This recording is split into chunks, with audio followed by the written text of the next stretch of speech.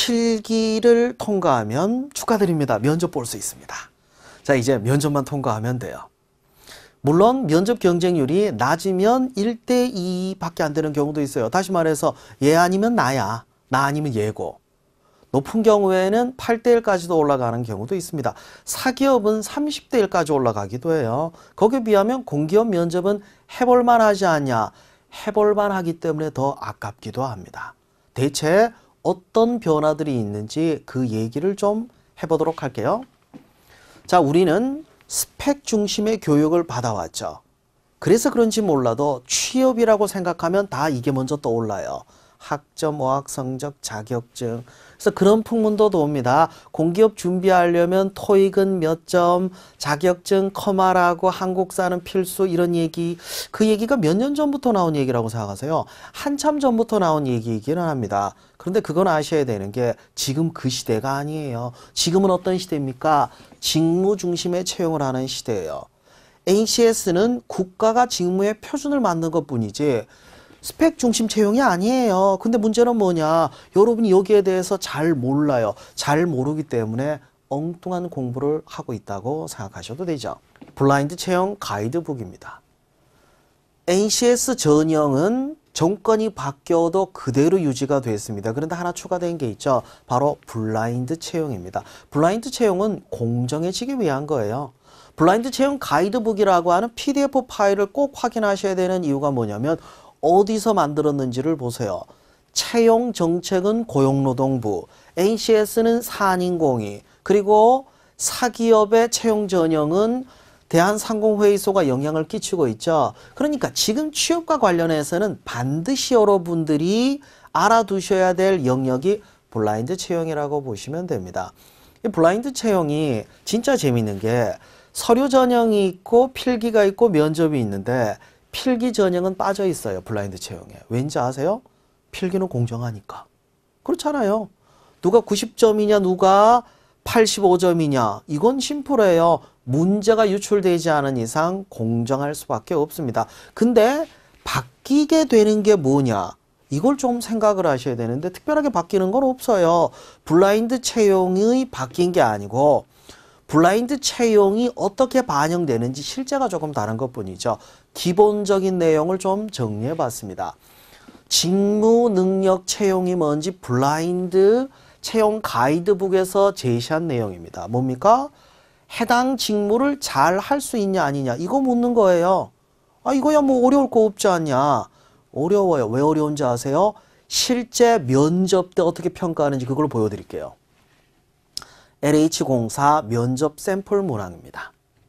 일반 행정 직무에 지원을 할 때 기준은 뭡니까? 현실 적용에 어려움이 있는 규정 준수예요. 이거 실제 이런 일 발생하면 진짜 복잡해요. 근데 평가를 어떻게 하냐? 개인 발표 2분 이내. 여기에 뭐가 들어가야 됩니까? 대처 방안 들어가야 돼요. 상호 토론 25분 이내입니다. 다른 지원자들의 사례를 토대로 해서 적합한 원칙 마련해야 돼요. 이걸 도출해내야 됩니다. 그리고 질의응답 15분 더 해요. 그냥 암기한 게 아니라 자신만의 이야기를 하라고 얘기하는데 여러분이 이 경험이 없잖아요. 경험이 없는 상태에서 실제 직무에 대한 질문들을 하고 발표를 해야 되면 허걱 이런 생각 안 드세요? 뭐 면접이라는 게 적당히 아니에요. 면접 적당히 절대 안 돼요. 특히 최근 트렌드를 생각하셔야 되는 게 블라인드 채용이 강조되면서 그러면서 점점 직무 역량을 평가하기 위한 방향으로 가고 있습니다. 더 힘들어지고 있는 추세라는 거예요. 샘플 문제는 구체적인 상황을 제시합니다. 계약 업무 담당자의 이야기까지 반영해야 돼요. 독해력도 필요하죠. 실제 이런 업무는 어떤 원칙을 가지고 적용해야 되는지 모르고 자의적으로 해석해서 발표를 하거나 토론을 했을 때 좋은 평가받기는 어려울 거예요. 갑자기 섬뜩한 느낌 드실 겁니다. 이렇게까지 어려워졌냐? 어려워지고 있어요. 면접장을 가정한 상황입니다. 이때 여기 이제 지원자가 앞에 서 있어요. 기분이 어떨까요? 마음이 정말 편할까요? 아니요. 면접을 갔을 때 마음이 편해지면 병원에 가야 돼요. 상태가 굉장히 안 좋은 겁니다. 실제로 면접장에서 마음 편한 분들은 이분들 있죠. 면접관들. 왜 편하냐고요? 일하러 왔잖아요. 여러분 편의점에서 알바할 때 뭐 심적으로 힘들었어요? 그냥 일인데 뭐. 그 마인드를 가져야 되는데 여기 가면 그게 쉽지는 않은 것 같아요. 자, 실제 면접 때 질문입니다. 솔직히 얘기하자면 지원 동기가 가장 어려운 이유는요. 여러분이 지원 동기가 없기 때문이에요. 공고 떴으니까 지원했지 뭐 언제 이 회사 알고 있었어요? 중소기업진흥공단 실무면접 때 나왔던 질문에 대해서 이런 답변이 있었죠. 본인의 직업관, 본인이 어떤 역량을 가지고 있는지를 정리했는데 이걸 어떻게 제시했냐고요? 처음엔 이거 제시 안 했어요. 제시 안 해서 꼭 보면 제시하는 거 이런 거 많이 해요. 입사 이후에 발전하고 싶다, 기여하겠다. 그래서 제가 이걸 강조했어요. 전공이 화학 전공이면 이걸 토대로 해서 본인이 화학 직무가 아닌데 그럼 뭘 할 거냐? 이걸 기술 전문성으로 하고 이걸 토대로 해서 중소기업진흥공단에서 내 업무에 기여하겠다. 이걸로 갔죠. 거기에 꼭 들어가야 될 게 뭡니까? 직업관이에요. 이걸 반영하라고 했는데 반영하긴 했는데 읽어보시면 아시겠지만 좀 느슨할 거예요. 그래서 제가 매끄럽게 좀 고쳐봤습니다. 영상 스탑하고 한번 소리 내서 읽어보세요. 매끄럽죠? 어떤 느낌 들어요? 아, 이 친구는 중소기업진흥공단에서 일을 할 만한 사람이구나. 그 생각이 들어야 돼. 소리 내서 읽어봐야 알아요. 건강보험공단 실무면접 때 나왔던 질문입니다. 입증하래요. 다방면으로 쌓은 경험, 그리고 직무와 관련한 얘기들, 뭐 이런 것들을 정리했는데 어떤 느낌 들어요? 소리 내서 한번 읽어보면 비슷한 생각들이 좀 들 겁니다. 이에 블라블라라고 했는데 아쉬운 점이 좀 있죠. 뭐냐면 일단 쉬어가는 타이밍이 없어요. 그래서 그대로 쭉 이어서 얘기하면 답답한 느낌이 듭니다. 매끄럽게 넘어가기 어려운 부분들도 있죠. 그래서 제가 수정을 해봤는데 역시 스탑하고 소리 내서 한번 읽어보세요. 저는 다방면으로 쌓은 경험이 증명하리라 생각합니다. 라고 강조하고 멈췄다가 그 다음에 풀어서 그래야 강조가 돼요. 이게 얼마나 임팩트 있는 건데. 왜냐하면 질문 자체가 어떤 거예요? 질문 자체가 아예 대놓고 너 괜찮은 인재인지 네가 입증해봐 이거예요. 여기서 입증 못하면 여러분 경쟁력 떨어질 수밖에 없습니다. 별론 것 같아요? 에이, 여러분 생각이 잘못된 거예요. 왠지 아세요? 건보 입사할 때 상 탔던 사람이에요. 대표로 입사했던 사람이죠. 면접 평가 1등이었던 거죠. 그런 사람 거예요. 자, 실제로 진행되는 면접에 대한 얘기 좀 해보도록 하겠습니다. 경험 면접, 어떤 경험이 아니라 핵심이 뭐예요? 역량. 상황 면접이나 상황 제시하고 뭘 평가합니까? 역량. 발표 면접입니다. 해결안을 제시해야지. 발표를 잘하는 것도 내용이 있어야 가능한 거예요. 자, 그리고 토론 면접은 지원자 간의 상호작용을 보는 겁니다. 내가 많이 발표한다고 해서 좋게 평가받는 거는 절대 아니에요. 그래서 뭘 대비해야 될지에 대해서 말씀드릴게요. 평가 기준들이 있을 거 아니에요? 그럼 당연히 준비해야 될 게 뭡니까? 경험 면접은 가치관 정리가 돼 있어야 돼요. 상황 면접은 기준이 있어야죠. 이 상황에 어떻게 판단을 할 건가? 규정이라도 보셔야지. 그 지식이 없으면은 판단을 못 해요. 발표 면접, 미리 자료 조사를 해야죠. 토론 면접도 마찬가지예요. 모르는 걸 잘 이야기할 수는 없어요. 그리고 남 앞에서 발표하는 연습, 다른 사람들과 토론하는 연습을 하셔야 됩니다. 아직도 압박 면접에 대해 스트레스 받는 분들이 있는데 부담 갖지 마세요. 압박 면접은 익숙해지면 돼요. 근데 이것도 가정해 볼 수 있는 게 왜 압박을 할까요? 할 일 없이 하는 게 아니에요. 이게 구조화 면접일 수도 있고 아니면 여러분들이 답변을 제대로 안 해서 짜증나서 꼬치꼬치 물었을 수도 있습니다. 그리고 여러분이 괜찮은 인재이기 때문에 관심이 가서 물었을 수도 있어요. 상황은 여러 가지인데 적응이 안 되니까 압박 면접이 부담스러운 것 뿐이죠. 특히 제가 강조하고 싶은 것 중에 하나가 뭐냐면 이거예요. 압박 들어온다고 인상 쓰지 마세요. 아니, 상사가 좀 물어봤다고 해서 인상 쓰고 있으면 상사가 싫어할 거 아니에요. 면접관은 여러분의 상사가 되실 분들입니다. 절대 인상 쓰지 말고 살짝 웃는 연습 꼭 하셔야죠. 자, 면접은 얼마나 많이 준비했느냐가 여러분의 역량을 보여주는 거라고 이해하셔야 됩니다. 최근 트렌드를 보면 상황 면접, 발표 면접, 토론 면접, 이거는 미리 조사한 게 없으면 대응을 할 수가 없어요. 순발력을 해결할 수 있는 문제는 절대 아닙니다. 그리고 정보 수집 면접에 대비하기 위해서 아젠다를 짜야죠. 아젠다가 뭘까요? 직무 중심 채용인데 직무가 기준이 돼야죠. 시간에 맞추는 연습은 반복할 수밖에 없어요. 토론 20분 반복 연습을 하면 대충 끝날 때쯤 감이 잡힙니다. 근데 이게 안 잡히면, 연습을 안 돼 있으면요, 20분 지날 때 다 돼도 끝났는지도 몰라요. 헐레벌레 대충 마무리 짓고 끝내는 경우들도 많죠. 답변은 너무 짧지도 너무 길지도 않게 어떻게 하면 이렇게 시간 맞출 수 있는지 아세요? 제가 그 비법이 있는데 두 가지식으로 답변하시면 돼요. 핵심을 먼저 얘기하면 중간에 끊어도 여러분이 이야기할 건 할 수 있어요. 근데 미괄식으로 빼잖아요. 그럼 얘기가 늘어져. 조절이 안 돼요. 상황을 봐야 될 거 아니에요. 면접관이 간단하게 얘기하라고 하면 간결하게 얘기해야 되는데 두괄식이면 핵심 내용이 먼저 들어갔으니까 뒤에 거 빼버리면 되잖아. 근데 미괄식은 못 뺀단 말이에요. 항상 두괄식으로 연습하셔야 됩니다. 그리고 구걸하지 맙시다. 구걸이 뭔지 아세요? 준비된 건 없지만 일하고 싶습니다. 이게 구걸이에요. 직무 중심의 평가를 하기 때문에 여러분의 역량을 보여줘야 돼요. 역량을 보여줄 수 없으면 자신감이라도 보여줘야지.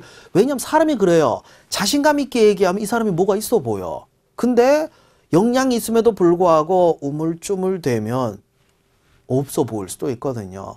자신감 갖고 답변하셔야 됩니다. 최근 트렌드인 구조화 면접에 대한 얘기 좀 해볼게요. 구조화 면접에 대한 이야기들이 많이 나와 있습니다. 자, 봅시다. 이 질문에서 그냥 끝나는 게 아니에요. 추가 질문들이 이어집니다. 추가 질문을 통해서 뭘 평가하려고 합니까? 이게 핵심 질문 아니에요. 핵심 질문에서 평가할 게 뭐야? 지원자의 특성. 이걸 끄집어내기 위해서 추가적인 질문을 한다는 거예요. 이러면 준비하기가 어렵지 않냐? 근데 현실적으로 시행되기가 쉽지는 않아요. 왠지 좀 볼게요. 최근에 시행됐던 농어촌 공사 실제 면접 질문입니다. 이런 질문들이 나와서 답변하니까 추가 질문이 뭐였냐면 진상 고객은 없었나요? 끝! 구조화 면접은 3개 더 이어져야 되지 않냐? 그렇게 가야 되는데 그렇게 가기가 어려워요, 현실적으로. 그래서 구조화 면접이라고 하지만 추가 질문 간단하게 하고 끝나버립니다. 다른 질문도 있어요. 공통 질문으로 손들고 발표하라고 해서 발표하니까 추가 질문이 뭡니까? 그걸 통해 느낀 점이 뭐냐? 핵심이 뭐냐고. 핵심. 여러분의 역량을 보여줄 수 있는 그 핵심. 그게 중요한 거죠. 그러니까 구조화 면접은 별로 어려운 건 아니에요. 어떻게 대비해야 될까요? 일단 직무 역량부터 정확하게 파악하세요. 여기에 방향이 잡혀 있어야지 경험 위주로 가버리는 순간 구조화 면접은 엉망인 답변을 할 수밖에 없어요. 그리고 스스로의 생각이나 평가 기준을 정리하라고 하는데 이게 가치관입니다. 꼭 스스로가 아니어도 돼요. 보편적인 가치여도 됩니다. 여러분 협업과 관련해서 어떤 게 중요하다고 생각하세요? 여러분의 생각만 있는 게 아니라 이론으로 정리된 게 있잖아요. NCS 직업계초능력 이론 뒀다 얻다 쓰게 그걸 활용해야죠. 그리고 여러분 경험 사실 그렇게 많지는 않아요. 내가 꼽아볼게요. 인턴, 동아리 활동, 봉사활동, 교환학생, 또 뭐 있어요? 과내 프로젝트, 공모전, 끝! 사실 쓸 수 있는 괜찮다 싶은 경험은 대부분 3, 4개가 끝이에요. 이 3, 4개를 미리 뽑아서 직무에 맞게 각색을 합시다. 여기 의미를 부여해야 돼요. 그걸 써먹는 거예요. 문득 생각나는 걸 얘기했을 때 제대로 전달하기는 어렵습니다. 비교 좀 해볼게요. 왼쪽은 1:1 개인 트레이너, 모 트레이너 광고지입니다. 오른쪽은 제품 사용 설명서예요. 가장 눈에 들어오는 게 뭡니까? 저거 사진. 우리는 물건을 살 때 광고지, 이미지에 먼저 눈이 가요. 구체적인 내용은 그 다음에 들어온다는 거예요. 그래서 강조하고 싶은 게 있습니다. 메르비안이라는 사람이 말을 할 때 어떤 걸 가지고 평가하느냐를 비교해 봤는데 압도적으로 비중이 큰 게 뭐예요? 겉으로 보이는 거. 그 다음이 뭡니까? 귀로 들리는 거. 내용은 이게 7%밖에 안 되네? 그러면 밖으로 보이는 거 여기에 신경을 더 써야 되지 않냐? 맞습니다. 밖으로 보이는 거에 신경을 써야죠. 밖으로 보이는 거 시각적 정보는 뭐예요? 연기 연습해야죠. 여러분이 미소 짓고 단정한 자세로 인사하는 연습. 이거 해야 되는 이유가 그것 때문이죠. 그럼 청각적 정보는 발성 연습해야죠. 안녕하십니까? 보다가는 안녕하십니까? 힘차게 얘기할 때 좋은 이미지 줄 거 아니에요. 근데 현실을 하나 얘기할게요. 아무것도 모르는데 밝은 표정으로 씩씩한 목소리로 말하는 게 어려워요. 그래서 현실적으로는 이걸 먼저 해야 돼요. 내용을 정리를 하고 여러분이 면접 때 발표할 것들에 대해서 내용 정리를 하고 나서 연기 연습과 발성 연습이 이루어져야 됩니다. 이 중에 빠진 게 있으면 안 돼요. 빠진 게 있으면 여러분은 좋은 지원자로 평가받기 어렵습니다. 모의 면접을 해보고 영상으로 촬영해서 실제 여러분의 모습을 보시면 여기 체크할 게 있을 거예요. 분명히 있어. 그게 뭔지 모르겠지만 있을 거예요. 하나일 수도 있고 2개일 수도 있고 3개일 수도 있고 이게 3개 넘어가면 참 사람 힘들어져요. 왜냐하면 여기 체크되는 게 3개가 넘어가잖아요. 이미지가 안 좋아져.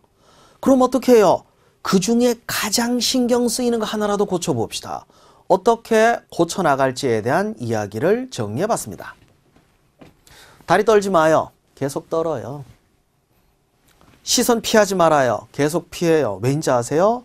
버릇이고 습관이거든. 하지 말라가 아니라 정확하게 얘기하면 다른 대체제가 있어야 돼요. 어떤 대체제? 다른 습관. 사람을 보고 말하는 습관을 들이셔야죠. 습관을 만들어요. 습관을 없애려고 하지 말고. 습관을 대체할 습관을 만들면 기존의 나쁜 습관은 사라집니다. 그래서 학생들에게 한번 시켜보기도 했거든요. 사람 보고 말하는 연습. 물론 시간이 좀 걸려요. 원래 습관이라는 건 긴 시간에 만들어졌잖아요. 질문지 보고 방에 있는 거울을 보면서 거울 이렇게 앞에 두고 거울에 있는 나 자신의 눈을 보고 말하는 연습. 이거 일주일 정도만 해도 효과 있습니다. 꼭 해보세요. 천천히 또박또박 말하라. 어디서 많이 듣던 얘기입니다. 스피치 학원에서 항상 하는 얘기죠. 책 읽기 연습하면서 천천히 또박또박 읽으시면 됩니다. 스피치 학원 가는 게 더 좋지 않냐? 돈 들잖아요. 그리고 학원까지 가면 멀잖아요. 집에서 혼자 책 읽기 연습하시는 걸로도 충분하니까 꼭 또박또박 천천히 책 읽는 연습을 하세요. 자세는 지금 자세예요. 평소에 다리를 꼬고 앉는 친구들은 면접장에서도 자세가 좋을 리가 없죠. 실제로 한 학생이 그 얘기를 했어요. 면접장을 갔는데 다리를 습관적으로 깠대요. 근데 면접관 눈이 마주쳤어. 면접관이 씩 웃더래요. 급하게 다리를 내렸답니다. 합격을 하긴 했는데 이 친구도 아찔했대요. 왜냐하면 면접관 보지 않았으면 계속 다리를 꼰 상태에서 말을 할 뻔했는데 습관이라는 게 진짜 무서운 것 같아요. 지금 단정하게 앉는 습관을 가지셔야 됩니다. 간단해요. 수평과 수직만 기억합시다. 수평은 목이나 어깨선 다 포함해서 얘기한 거예요. 발라야죠. 수직도 마찬가지고 삐뚤게 보이면 사람이 좀 없어 보이거든요. 바른 자세 유지하는 연습 지금부터 하시면 됩니다. 그리고 마지막으로 거울 보고 밝게 웃는 연습 한 번만 해봅시다. 따라해 보세요. 개구리 뒷다리. 살짝 웃는 듯 하죠. 개구리 뒷다리 반복적으로 아침 저녁으로 연습하시면 그러면 여러분 표정이 살짝 웃는 듯 해요.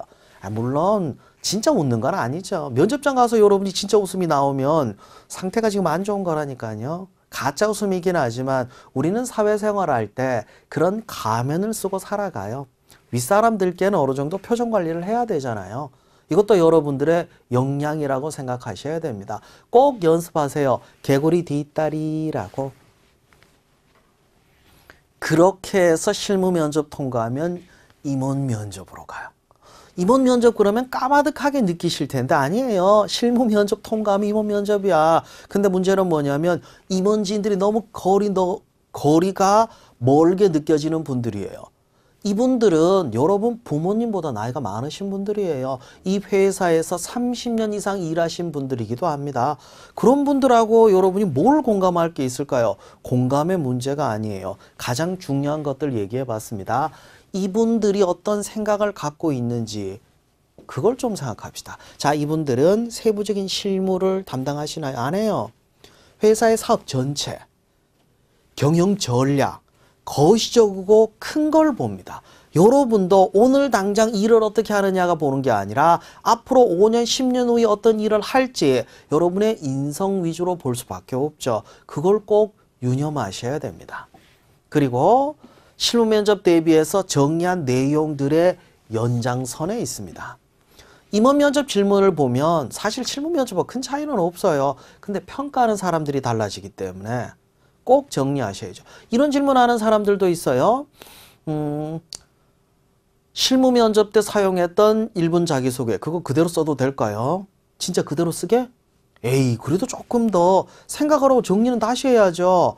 똑같은 질문이라 하더라도 조금 더 깊이 있게 답변할 생각을 하셔야 됩니다. 재정리해야죠. 그 다음에 뭡니까? 모의 면접 연습은 하는데 차이가 좀 있어요. 거품 좀 뺍시다. 실무 면접은 여러 사람과 비교되기 때문에 자신감 있게 보이는 것도 필요해요.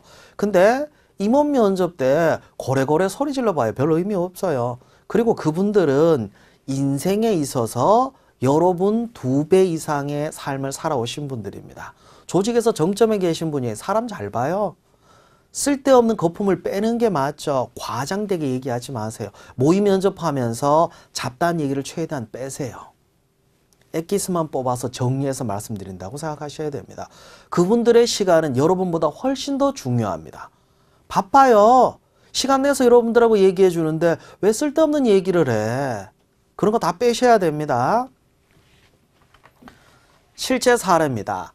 진짜 따끈따끈한 얼마 전에 시행됐던 한국전력공사 종합면접. 종합면접이 임원 면접입니다. 그때 나왔던 질문인데 이거 자주 나오는 질문이기도 하죠. 직장 내 무책임한 사람이 있다면 어떻게 할 거냐. 우선 개인적으로 찾아가. 자, 친근감 있어 보이죠? 일이에요. 현실적이 떨어지잖아요. 왜냐하면 무책임한 게 뭔지도 모르고 그냥 가서 얘기하면 된다고 생각해요. 이거 일에 대한 질문이에요. 이 일 개인적인 관계가 아니에요. 이건 어때요?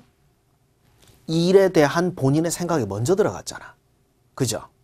그리고 어떤 기준으로 하고 어떻게 적용하겠다. 일 잘하겠네. 그 느낌 안 들어요? 스탑하고 소리내서 읽어봐요. 기출 질문입니다. 앞으로도 계속 나올 거예요. 상사가 부당한 지시를 내리면 어떻게 할 거냐. 자, 블라블라 상사가 그럴 이유가 있을 거다. 이해심이 좋은 사람일까요? 아니죠. 개인적인 문제처럼 다루고 있잖아요. 이거 일이라고 생각하고 접근해야 돼요. 공적인 책무야. 여러분이 공기업에서 일할 일들은 사적인 일이 아니에요. 공적 책무예요. 그러면 뭡니까? 일이 우선이어야지 왜 인간관계가 우선이 돼요? 절대 그러면 안 되죠. 똑같은 질문에 대해서 이렇게 답변을 한 사람도 있습니다. 상사 지시했기 때문에 우선적으로 어쩌고 저쩌고 맞는 얘기 같아요? 에이, 아니지. 기준 잘못 잡았죠. 또 인간관계가 먼저 돼버렸잖아. 선공후사. 공적인 일이 먼저예요. 사적 관계는 그 다음이야. 이렇게 수정해 봤습니다.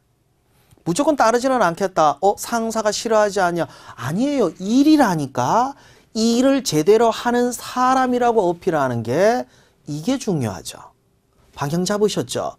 절대 상사가 부당한 지시를 내렸을 때 상사와 이야기하겠다 얘기하면 안 돼요. 뭐 상사하고 같이 비리 저지르려고? 그건 아니겠죠. 자, 다시 원점으로 돌아와서 이제 충분히 준비를 하신다 하더라도 면접장에 갈 땐 준비한 건 잊어야 돼요. 오직 마음가짐만 확실하게 가지셔야죠. 어떤 마음가짐일까요? 면접관이 어떤 사람인지를 정확하게 생각하세요.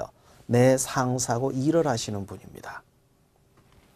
이분들은 어떤 평가 기준을 가지고 있냐? 일로 평가해요. 직무중심 채용이잖아. 나에 대해서 부정적으로 생각하면 어떻게, 내가 나이가 많은데, 그 생각을 하지 말라니까요. 면접에 가면 별의별 생각 다 들어요. 면접관이 인상 쓰고 있으면 내가 잘못한 것처럼 느껴져. 아니야. 면접관은 원래 인상 쓰는 사람일 수도 있어요. 말을 그렇게 거칠게 하는 거 보면 내가 잘못한 것 같은데, 아니에요. 여러분 컴플렉스야. 절대 그런 생각 가지시면 안 돼요. 여러분은 어떤 마음을 가지셔야 되냐. 진짜 중요한 거 하나 얘기할게요. 내가 더 많이 보여줘야지 라고 하면 항상 오버해요.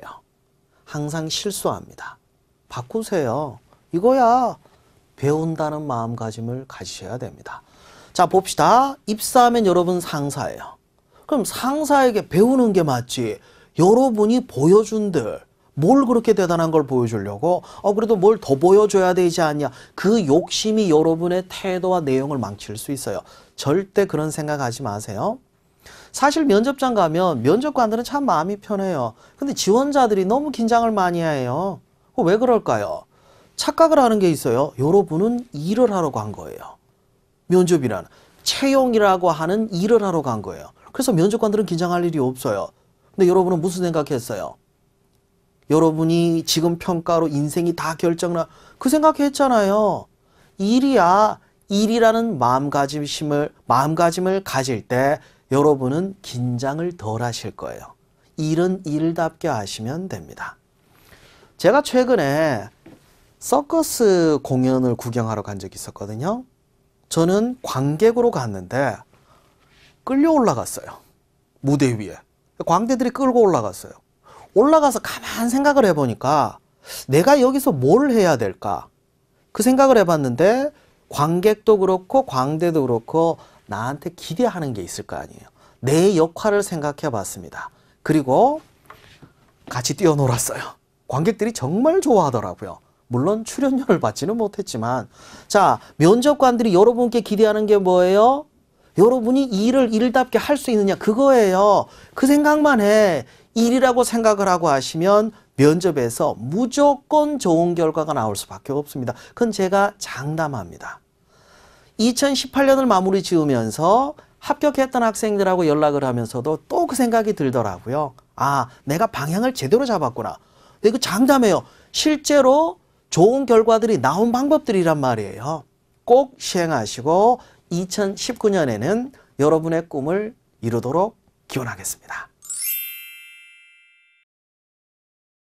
서울교통공사가 아니라 다른 교통공사를 지원하더라도 기본적으로 묻는 자기소개 1분도 있지만 1분 하기에는 시간이 부족해요. 그래서 좀 짧게 하는 경향이 있습니다. 입사 후 포부, 앞으로 뭐 할 건지, 마지막으로 하고 싶은 말, 당연히 나올 질문들이죠.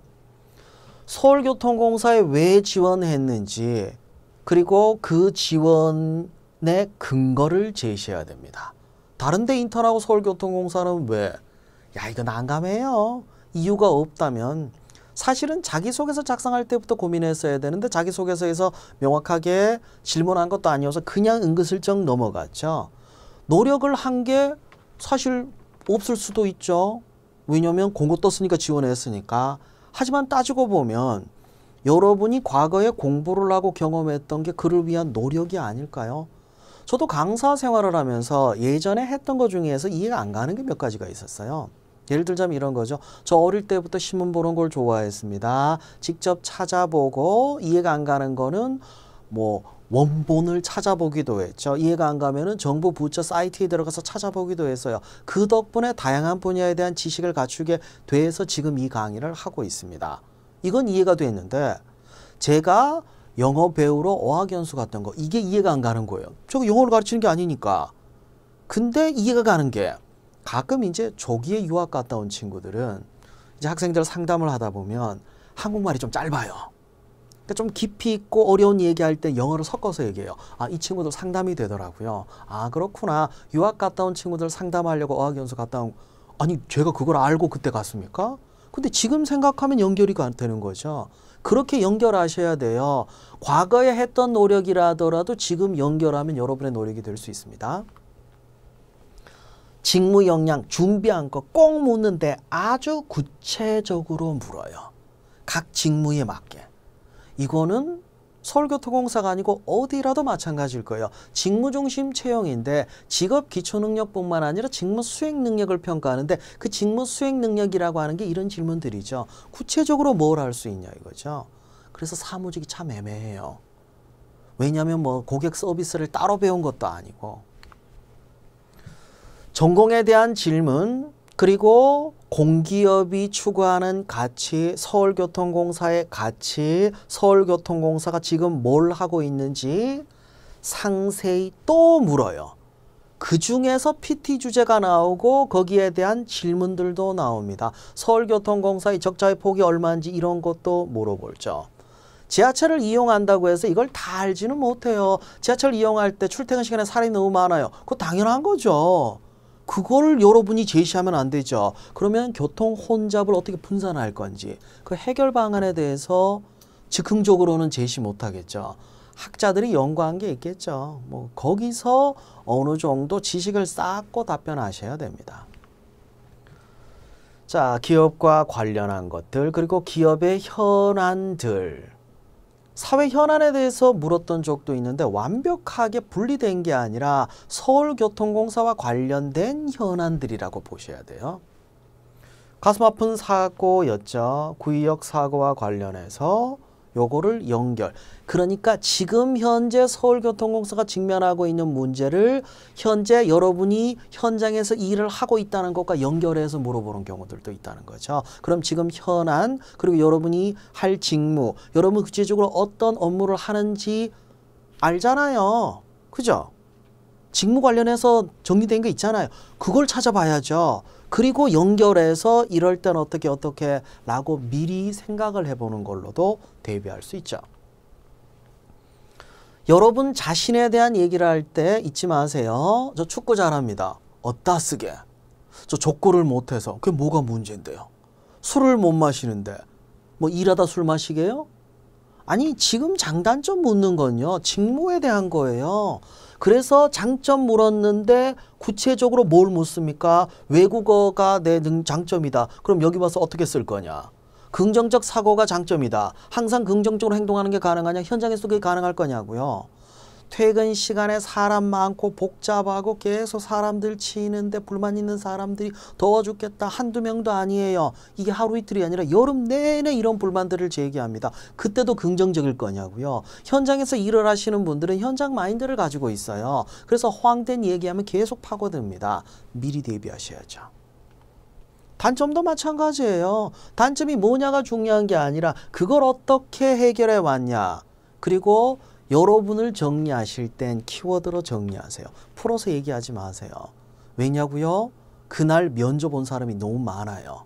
그리고 여러분이 말을 너무 많이 하면 듣는 것도 버겁습니다. 키워드를 뽑아서 근데 키워드를 못 뽑으면 키워드를 뽑으라고 따로 얘기를 해요. 그래서 키워드를 얘기했어요. 왠지를 얘기해요. 그럼 당연히 키워드를 제시하고 왠지 주장을 하면 근거까지. 이게 논리적인 거죠. 간결하되 논리적으로. 여러분이 어떻게 비춰지는지 여러분 자신에 대해서 여러분이 얘기할 때 조심하셔야 되는 게 설득력 있게 얘기를 하셔야 됩니다. 근거를 제시해야 되는데 다른 사람들의 평가도 근거가 될 수 있겠죠. 힘든 거 어떻게 이겨낼 거예요? 잘 어떻게? 국토대장정에서 이겨냈으니까요. 국토대장정 한 사람은 다 할 수 있습니까? 그건 아니잖아요. 여러분의 가치관을 제시하세요. 여러분의 신념. 왜 어려운 걸 이겨내는지. 어려움은 저에게는 시험입니다. 제가 포기하지 않는다면 분명히 좋은 결과를 얻을 수 있다는 확신이 있기 때문에 저는 아무리 어렵더라도 나를 평가하는구나 생각하고 지지 않고 이겨내려고 노력해 왔습니다. 특히 국토대장정 때는 육체의 한계에 부딪혔지만 이것도 나에 대한 시험이다. 이걸 이겨내야 내가 나아갈 수 있다고 생각을 해서 한 발짝 한 발짝 내디디면서 끝까지 성공할 수 있었습니다. 이게 뭐예요? 경험이 아니고 두괄식이잖아요. 가치관을 제시하고 경험을 제시하시면 충분히 설득력을 갖출 수 있습니다. 이런 질문은 좀 당황스러웠을 거예요. 왜 그렇게 아파 보여요? 여러분이 얼굴이 또 너무 하얗거나 또는 긴장을 많이 해서 이럴 때. 아닙니다. 좀 긴장을 해서 그런 것 같습니다. 이걸로 끝날까요? 아닌데요? 안 아픈데요? 이럴 수도 없잖아요. 자, 관심을 가져주면, 윗사람이 관심 가져주면 배려해 주는 거죠. 누가 여러분께 배려해 줄 땐 여러분은 어떻게 답변해야 됩니까? 그 배려를 받아주고 고마운 마음을 표해야죠. 간단합니다. 감사합니다. 감사합니다. 그러지 말고 감사합니다. 밝고 씩씩하게 감사합니다라고 하시면 됩니다. 직무 관련된 질문입니다. 출발점은 직무기술서예요. 공고문에 있습니다. 직무중심 채용은 서류 전형 단계에서 꼼꼼하게, 그래서 그걸 꼼꼼하게 보셔야 돼요. 그걸 기준으로 해서 여러분의 경험과 여러분의 역량을 연결시켜야죠. 조사하는 과정이 꼭 필요합니다. 사실은 자기소개서 작성하기 전에 정리했어야 되는데 지금이라도 늦지 않았습니다. 지금이라도 꼭 정리하세요. 구체적으로 하는 업무 필요한 역량을 꼭 정리하고 여러분 거랑 연결해야 됩니다. 꼭 그걸 묻거든요. 자, 실제 현장에서 여러분의 판단 기준이 뭔지 물어볼 수도 있죠. 선조치 후보고가 맞냐? 부정청탁에 대해서 제가 왜 첫 시간에 근거, 기준들에 대해서 그렇게 강조했겠어요. 사실 그걸 다 설명을 하고 싶은데 너무 길어요. 그렇게 되면 짧게 동영상으로 끝낼 게 아니라 이게 시간이 길어지기 때문에 여러분의 목으로 돌린 거예요. 부탁인데 꼭 찾아보셔야 돼요. 이런 질문에 대해서는 답이 사실은 정해져 있어요. 여러분 마음대로 하는 게 아니에요. 아시겠죠? 근무 중 폭행 당하면 욱하면 맞받아, 에이 그건 아니죠. 어떤 기준으로 대응할지 이미 정해져 있죠. 그걸 인용하는 순간 이러이러한 규정에 따르면 이렇게 대응, 얘는 제대로 알고 있구나 이거죠.